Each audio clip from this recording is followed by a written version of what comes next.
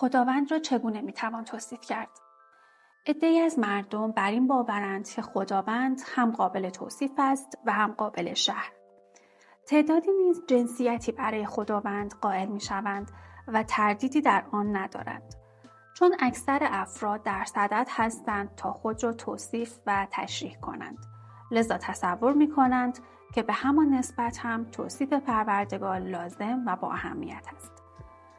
این کار بدی نیست، در صورتی که اکثر افراد بر این باورند که توصیف آنها از خداوند تنها توصیف درستی است که از خداوند شده است.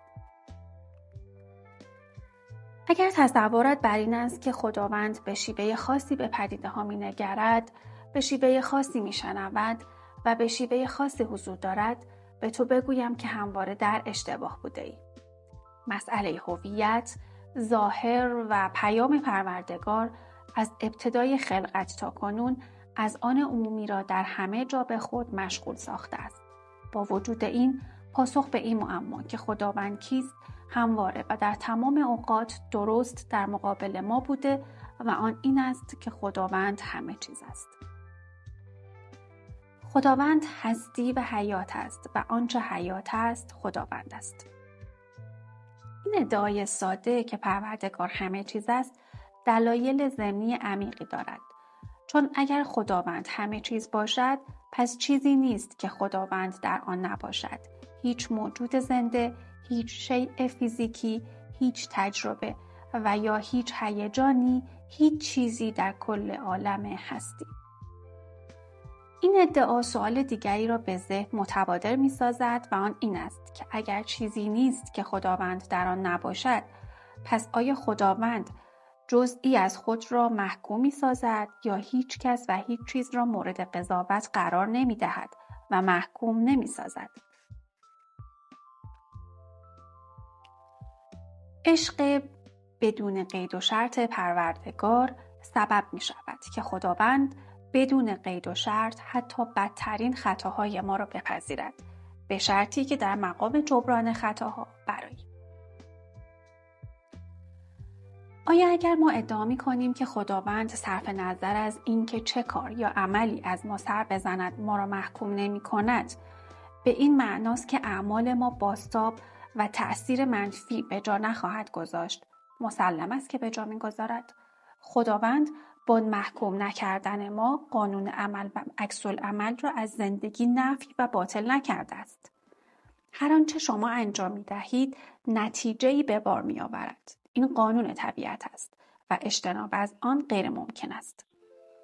تأثیری که شما به جا می‌گذارید می‌تواند از دایره طول عمر هم فراتر رود.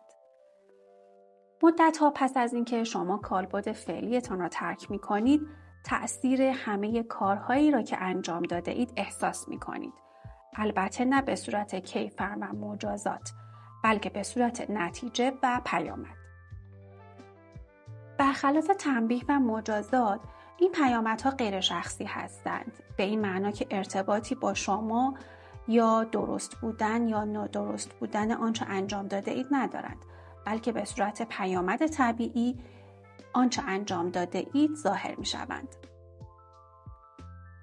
اگر شما تخت سنگی از بالای ساختمانی به پایین پرتاب کنید، تخت سنگ به زمین می افتد.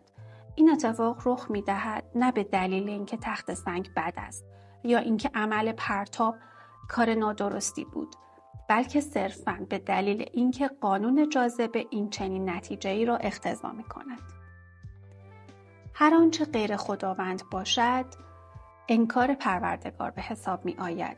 نفی حقیقت ذات خیش، سقوط و نابودی به بار می آورد. این ارتباطی با تنبیه و مجازات ندارد. این قانون طبیعت است. این چیزی است که اتفاق می افتد. شما می توانید آن را جاذبه روحانی یا معنوی بنامید.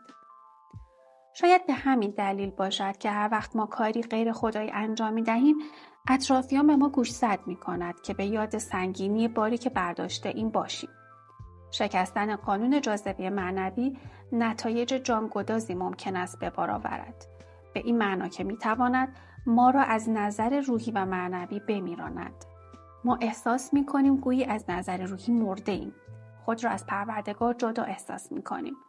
در حالی که در عمل ما هرگز از خداوند جدا نیستیم، چون ذات احدیت همه آن چیزی است که هست. با وجود این ما چنین احساس می‌کنیم که از خداوند جدا هستیم. این در واقع احساسی است که نسبت به خود داریم و این احساس ناشی از اعمالی است که چه با که بودن خداوند را نفی می‌کند. تنها جهنمی که وجود دارد احساس جدایی از ذات احدیت است. این مرگ معنوی ماست. چون خداوند هستی و حیات است و آنچه حیات است خداوند است. هر گونه جدایی و منفک بودن از زندگی به صورت مرگ و نیستی حس و تجربه می شود. برای زنده شدن دوباره از لحاظ معنوی شاید نیاز به دوباره متولد شدن باشد تا ما فرصت داشته باشیم از نو خود را بازسازی کنیم، یا ممکن است به این اکتفا کنیم که صرفاً دوباره حقیقت ذات وجودی خود را به یاد بیاوریم.